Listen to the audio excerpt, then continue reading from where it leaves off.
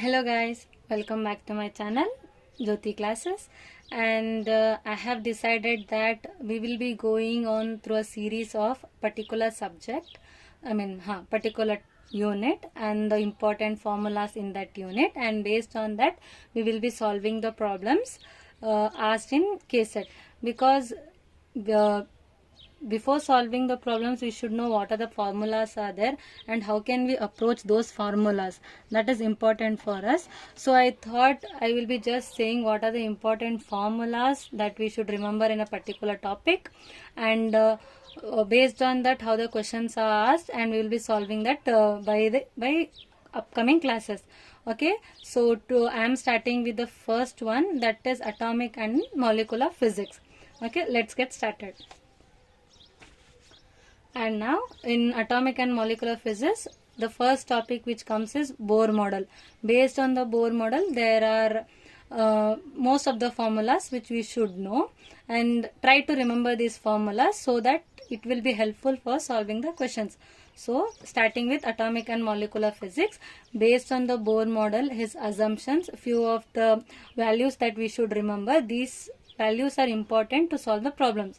Okay, first formula that we should know in atomic and molecular physics is, as we know that an electron jump from higher orbit to the lower orbit, so how can we represent the energy for that? So that is given by E is equal to h nu, E initial minus E final. Okay, and this is the value of energy. And if the angular momentum is quantized, how can we represent angular momentum? That is L is equal to nh by 2 pi or equal to nh cross, where h cross value is equal to h by 2 pi and n stands for 1, 2, 3 and so on up to. Okay, this energy and angular momentum. So since Bohr model explain for an infinite nucleus, so by solving with the further steps, he reduced to a formula of velocity and radius. For you can get those derivations in any book and most of the videos. For us the formula is important. I have took the only formula. For the radius, how can we represent the radius? Radius is given by Rn. Here Rn stands for the nth shell radius. For the nth shell, what will be the radius? Okay, Rn is equal to epsilon naught h square pi m z e square n square. Okay, we know that E stands for electron number, Z for atomic number, epsilon naught value we know, h value we know, pi value we know the mass value. By substituting all these values, we will get a constant value, and into n square. Here n square stands for number of shells. Okay, we can say that our radius is directly proportional to the square of number of shells, where n is equal to 1, 2, 3, 4. Okay, remember this is very important. Most of the time they have asked that how the radius is depend upon the number of shells. It is square of the number of shells. Okay, the substituting all the constant values in this, we will get the value as 0.53 Armstrong into 10 to the power of minus 10. You just remember this formula rather than the whole thing. Just remember 0.53 into 10 to the power minus 10 is this value. Okay, for n is equal to 1 and z is equal to 1. For the first orbit, if the atomic number is 1, where r is directly proportional to r is equal to r naught. Okay, here r naught is a constant, this whole constant value, that is Rn is equal to r naught n square. Okay, this is the radius formula. Okay, and now moving on to the velocity. How can we determine the velocity for the nth shell? Okay, that is Z square by 2 epsilon naught h into 1 by n. Velocity for the nth orbit is directly inversely proportional to the number of cells. Remember this also, this is also important. Okay, the whole value of this, where Vn is equal to V naught by n, where V naught stands for 1 by 137 into C. Remember this V naught value. Okay, velocity over. Now moving on to energy. We know that energy is the addition of both potential energy and kinetic energy. Therefore upon solving, you will get in the books how we derived this kinetic energy and potential. There are set of substitutions where we get this potential energy and kinetic potential energy and kinetic energy. Potential energy is represented by mze square e to the power of 4 8 epsilon naught square h square 1 by n square, and potential energy is given by minus mze square e4 4 epsilon naught square h square n square. Okay, if you want to know how did we derive this, if anyone need notes regarding this, you can just comment on the comment section. I will provide the notes in the next video. Okay, so substituting this whole value in the energy equation, we will get the reduced energy equation as minus mz square e to the power of 4 8 epsilon naught square h square and n square. Okay, this is the formula of energy. It's important, remember this, most of the time it is asked. Okay, now moving on to the, and there are, Bohr's proved for two types of atoms. One is like hydrogen atom and the another one is for hydrogen like atoms.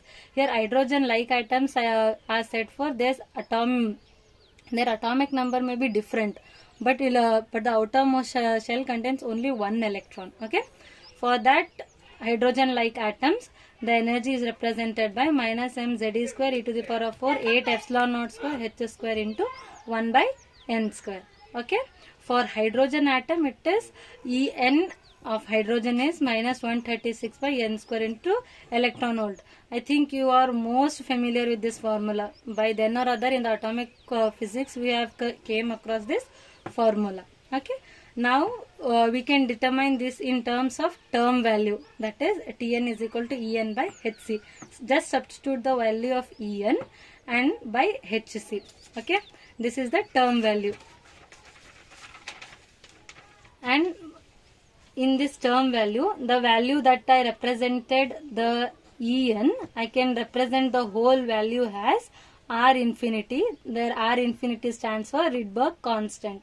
Okay, and the Rydberg constant is 1.097 into 10 to the power of 7 meter inverse. Okay, where the term value is equal to Rydberg constant by 1 by n square. Okay, and in terms of term value, energy can be represented by this formula, that is En is equal to minus R infinity Hc by n square. This is representation of term values.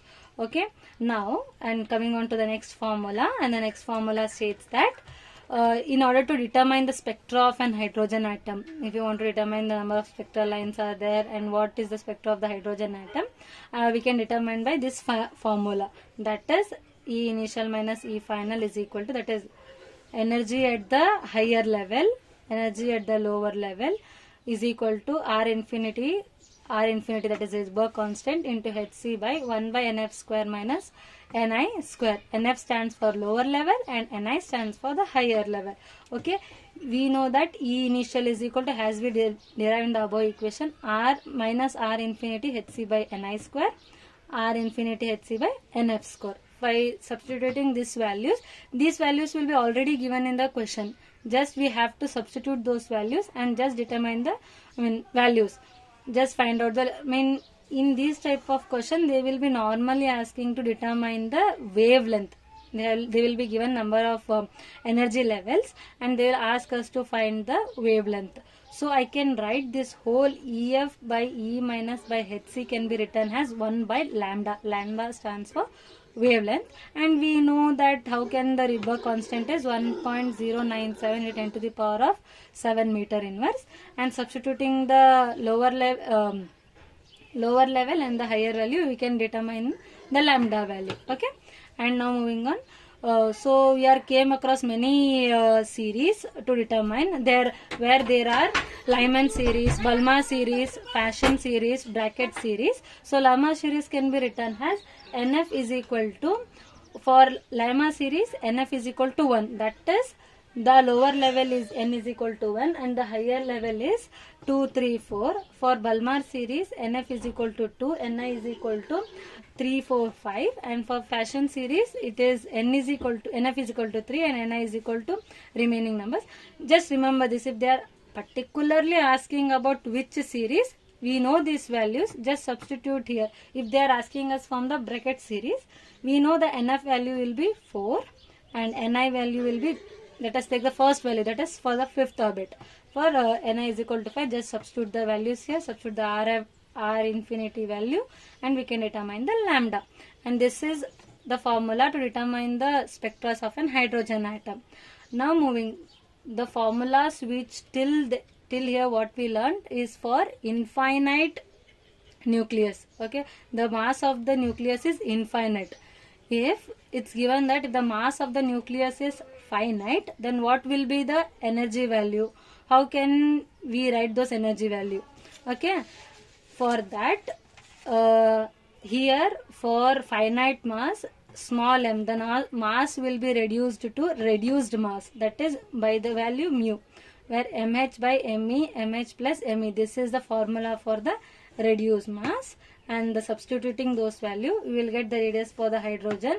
For z is equal to 1, that will be r infinity by 1 plus me by mh. This is in terms of the reduced mass. Okay, now if the mass of the nucleus is finite, so we should not take the normal mass, we have to consider the reduced mass of that nucleus and substitute the values here. Okay, we will be solving the problems on this topic, I mean this formula also, so you will better understand there. And these many formulas for today, and we will be meeting up with the formulas what we learned today. I will be solving the problems based on those formulas in the next class. So see you on the next class. Thank you guys.